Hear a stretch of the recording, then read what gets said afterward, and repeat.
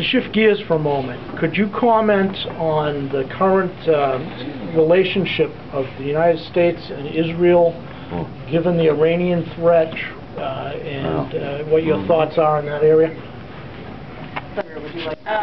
Sure, I'm happy to. I think that, frankly, we have not had a strong relationship.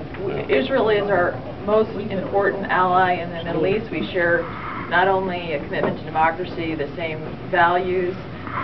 So this has been a strong alliance between our two countries. And frankly, we've had some bumps in the road under this president. And some difficulties between Israel and our country that were completely unnecessary, where Israel has not felt as supported as it should as a country, including statements that the president made in Cairo in his initial speech, including statements that he made about where their borders should or shouldn't be, rather than letting the two parties work out peace, because the two parties have to come together to work out the peace in the Middle East. We can help facilitate the conditions, but they have to decide where their borders should and shouldn't be. And so I think this, in terms of where we are, one of the biggest issues that is not only a threat to Israel, but a threat to our country, is Iran trying to acquire the capability of having a nuclear weapon. And it matters so much not only to Israel, because of course the leadership in Iran has said that they deny that the Holocaust ever happened. Think how disturbing that is. That leadership would like to wipe Israel off the face of the earth. And if you think about the Jewish people having been through a Holocaust, when someone says they're going to wipe them off the face of the earth, you can appreciate why the leadership of that country takes that very, very seriously. But this is a threat not only to Iran, but to our country, because they are associated, the leadership in Iran, with terrorist groups like Hezbollah, and heaven forbid they were ever to give a nuclear weapon to a terrorist group, it destabilizes the entire Middle East and starts an arms race within the Middle East.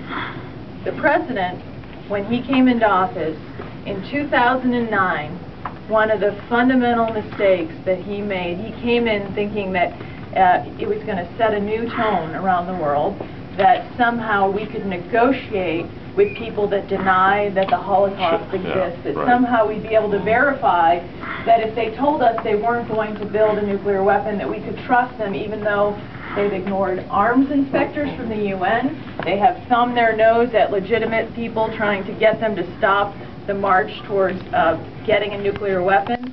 And this president came in thinking that we could negotiate all this, and of course what we've been set back, because Iran has become more emboldened.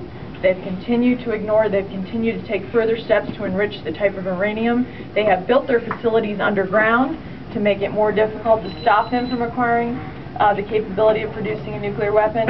And when the people in Tehran stood in the streets of 2009, people in Iran, can you imagine if people rose up like the Arab Spring in Iran to overthrow their own leadership because they want basic human rights in Iran? The president stood silent. That's not who we are as a country. We are a country when people stand in the street, especially leaders like Iran, with the people of Iran, who we don't have a beef with, the leadership we do, stand in and say we want rights in our own country. Our president should be a president who stands with them and voices support for them. And that's not what this president did. We need strong leadership around the world that we have not had. And I know that we heard a lot of touting last night about his foreign policy credentials, but he's emboldened Iran. And you know what?